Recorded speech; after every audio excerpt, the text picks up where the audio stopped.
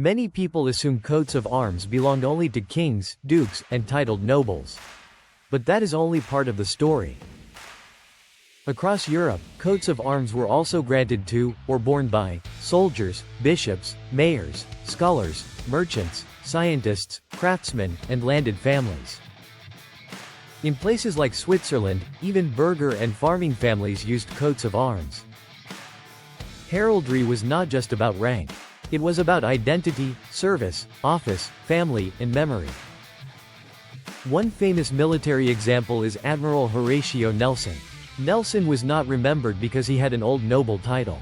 He was remembered because of his victories at sea.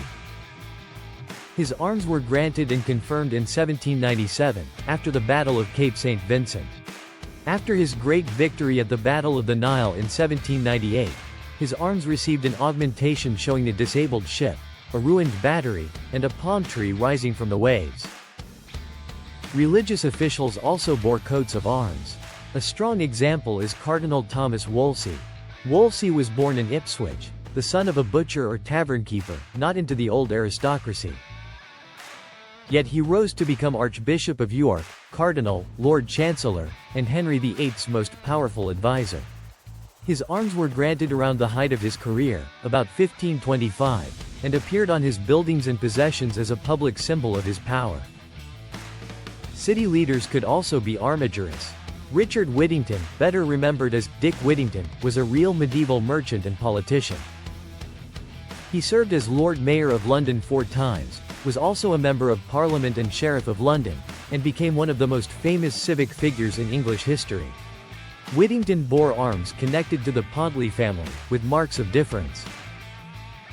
Heraldry also appears in the world of education.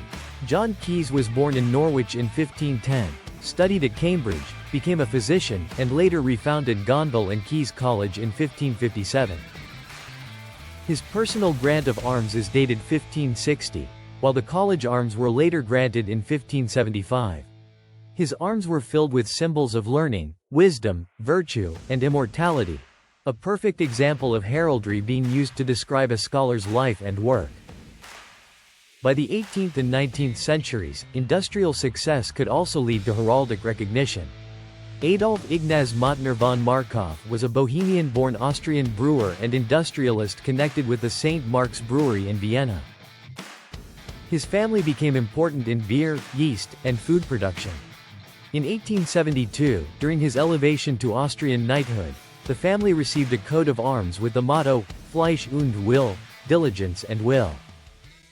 Merchants also bore arms. One of the greatest examples is the Fugger family of Augsburg.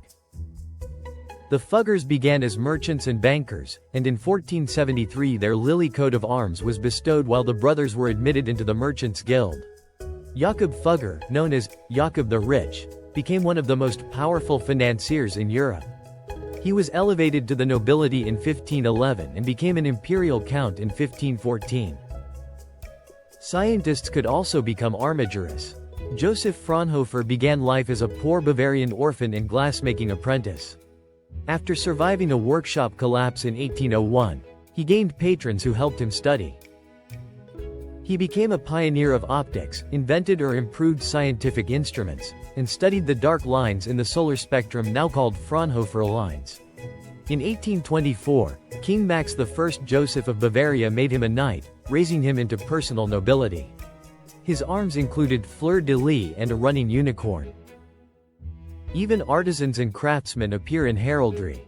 Albrecht Dürer was not merely a painter, he came from a family of skilled craftsmen.